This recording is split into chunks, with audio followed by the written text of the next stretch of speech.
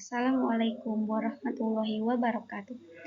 Perkenalkan, nama saya Meli Ramadhani dengan NIM 2312441. Baik, di sini saya akan mempresentasikan materi tentang kemunduran peradaban Islam. Sejarah kemunduran peradaban Islam. Sejarah dunia mencatat bahwa pengaruh Islam pernah menduduki posisi penting dalam peradaban global. Istilahnya adalah masa kajian Islam atau The Islamic Golden Age yang mendominasi sejak abad ke-18 hingga 13 Masehi. Kota Islam seperti Baghdad, Cordoba, dan lain sebagainya merupakan pusat peradaban dan kebudayaan yang menjadi tujuan utama pelajar dan mahasiswa dari berbagai penjuru bumi untuk menuntut ilmu. Selain itu, banyak ilmuwan teologi maupun sains yang lahir di masa kejayaan Islam seperti Ibnu Sina, Ibnu Rushd, Ibnu Khaldun, dan lainnya. Namun, sebagaimana dicatat dalam Rahmat Islam bagi Semesta yang diterbitkan Kementerian Pendidikan dan Kebudayaan, benih-benih kemunduran sudah terlihat sejak fase kedua dari periode ini. Dari periode Islam klasik pada tahun 1000 sampai 1250 Masehi.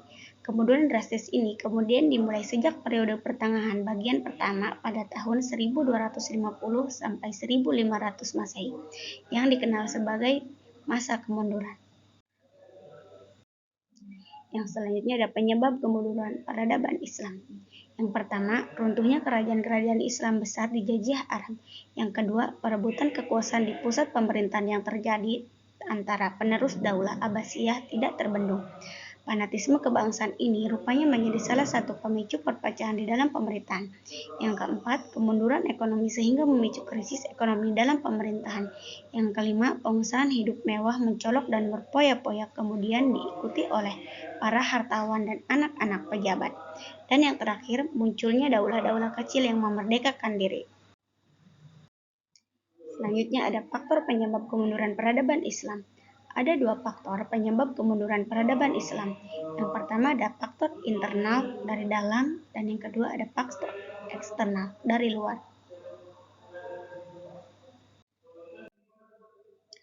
Faktor internal. Keruntuhan Islam sering disebabkan oleh para pemimpin yang tidak bertanggung jawab. Pengkhianatan yang dilakukan oleh orang-orang yang mengincar kekuatan kemudian terjadinya desentralisasi dan pembagian kekuasaan di daerah-daerah. Menerapkan pajak berlebihan menjadi kebijakan favorit yang dibebankan kepada semua rakyat tak terkecuali. Yang kedua, penyalahgunaan dan perebutan kekuasaan. Yang ketiga, munculnya dinasti-dinasti kecil yang memerdekakan. Yang keempat, korupsi. Dan yang kelima, kerja secara paksa. Yang kedua ada faktor eksternal. Pengaruh negatif dari aliran-aliran alam pikiran Islam periode sebelumnya, pengaruh perang bumi hangus yang dilancarkan oleh bangsa Tarta dan Timur, dan serangan tentara salib Nasrani dari Barat. Ada pula faktor kemunduran peradaban Islam lainnya, yaitu kurangnya rasa tanggung jawab para pemimpin negara akan pentingnya menjaga wilayah kekuasaan yang luas. Kedua, persoalan penduduk yang heterogen menyulitkan penyatuan dalam negara. Yang ketiga, lemahnya sikap para pemimpin negara. Yang keempat, krisis ekonomi yang dialami oleh negara Islam. Yang kelima, merosotnya moral para pemimpin yang berpengaruh pada kedaulatan negara. Yang keenam, tidak ada perkembangan dalam bidang ilmu pengetahuan dan teknologi. Yang ketujuh, konflik antara kerajaan Islam dengan Kristen. Yang terakhir, sistem peralihan kekuasaan yang menimbulkan perselisihan antara umat Islam. Selanjutnya ada masa kemunduran Islam pada tahun 1250 sampai 1500. Masa kemunduran pada tahun 1250 sampai 1500, awal kemunduran peradaban Islam dimulai saat Baghdad, yang merupakan ibu kota Bani Abbasiyah dan pusat peradaban Islam, diserang dan dihancurkan oleh tentara Mongol pimpinan Hulagu Khan pada tahun 1258. Tentara Mongol pimpinan Hulagu Khan menyerang Baghdad setelah Khalifah Bani Abbasiyah saat itu, Al-Mutasim, menolak menyerah.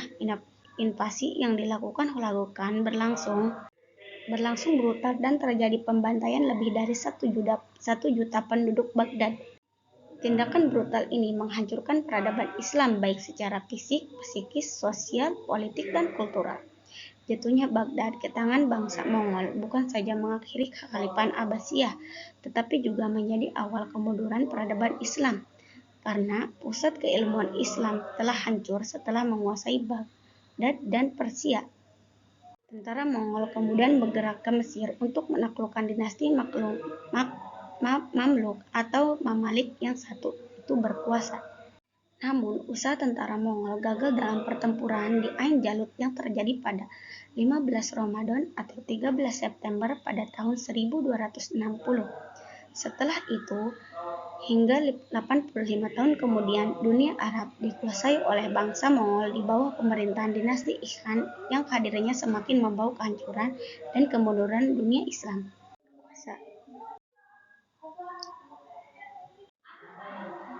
Namun, usaha tentara Mongol gagal dalam pertempuran di Ain Jalut yang terjadi pada 15 Ramadan atau 13 September pada tahun 1260.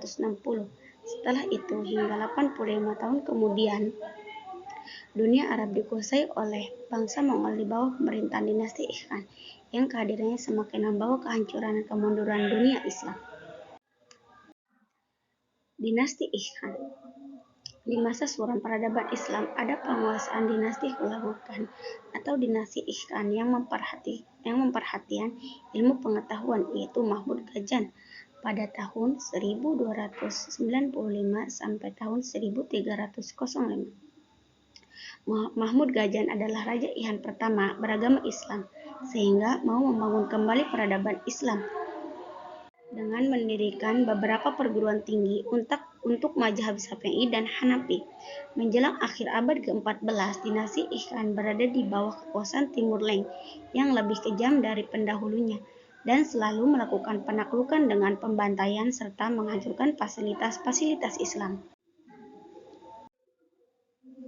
Selanjutnya, masa tiga kerajaan besar pada tahun 1500 sampai 1800.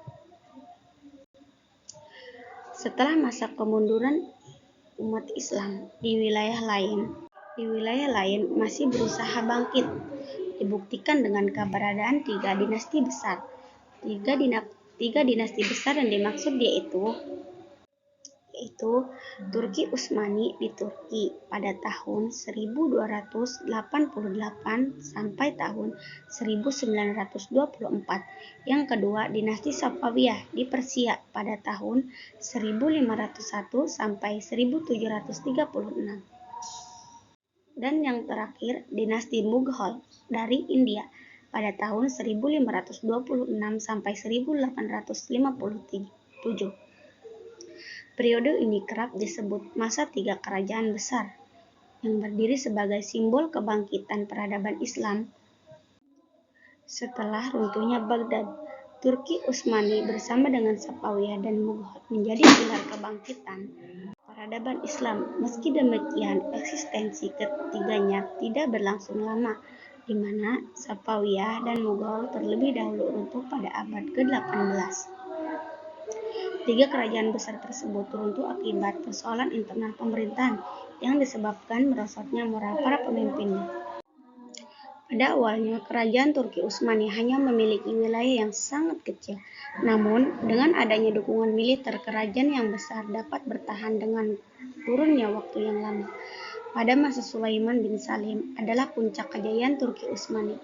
Ia dapat gelar Al-Quran karena jasanya menyusun kembali sistem undang-undang Kesultanan Turki Utsmani dan pelaksanaannya secara teratur dan tanpa kompromi.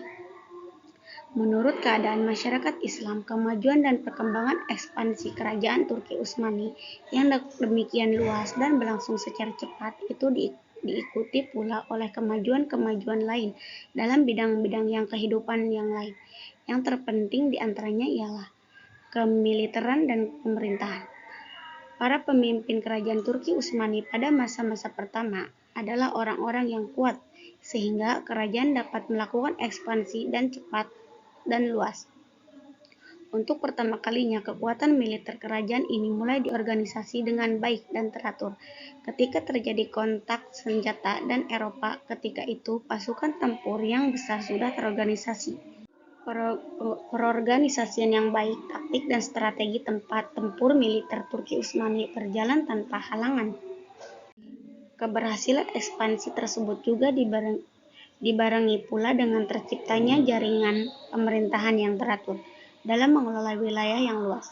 Sultan-sultan Turki Utsmani senantiasa bertindak tegas untuk mengatur urusan pemerintahan negara. Di masa Sultan Sulaiman, disusun sebuah kitab undang-undang atau kanun. Kitab terbit diberi nama Multak al-Abnur yang menjadi pegangan hukum bagi kerajaan Turki Utsmani sampai datangnya reformasi pada abad ke-19. Selanjutnya ada ilmu pengetahuan dan budaya.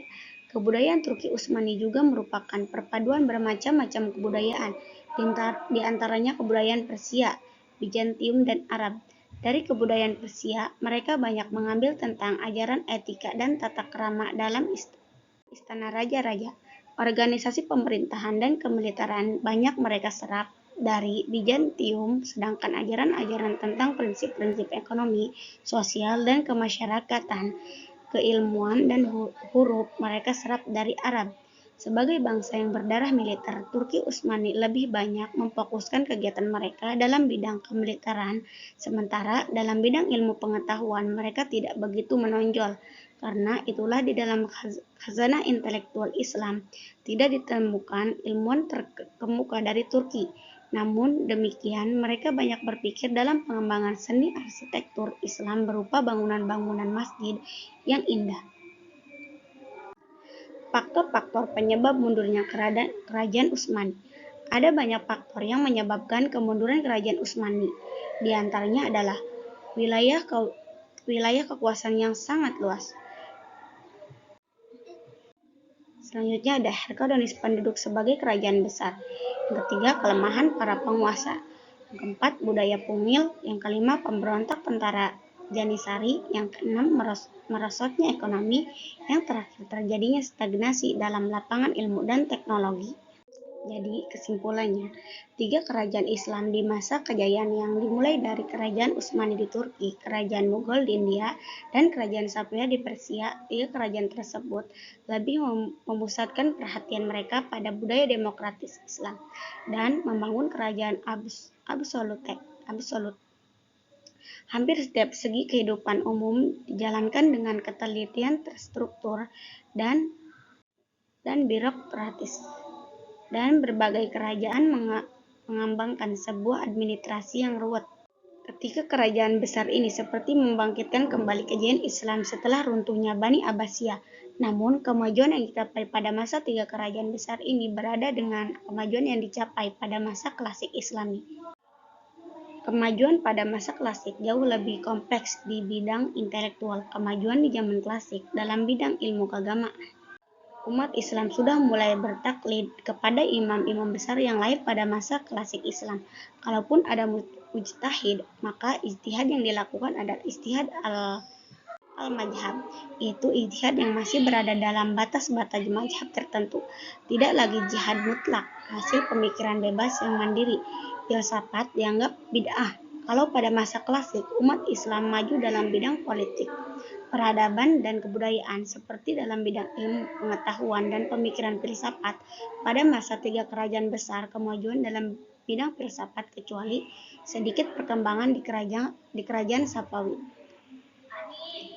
dan ilmuwan pengetahuan umum tidak dapat lagi. Kemajuan yang dapat dibanggakan pada masa ini hanya dalam bidang politik, kemiliteran, dan kesenian, terutama arsitektur.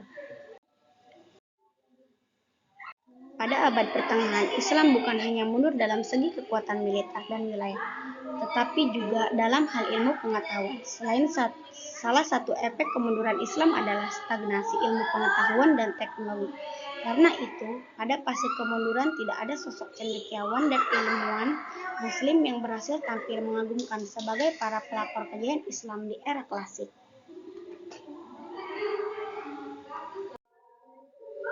Mungkin itu saja yang bisa saya sampaikan. Kurang dan lebihnya mohon dimaaf karena saya juga tahap belajar. Mohon dimaklum kurang dan lebihnya. Mohon dimaaf. Assalamualaikum warahmatullahi wabarakatuh.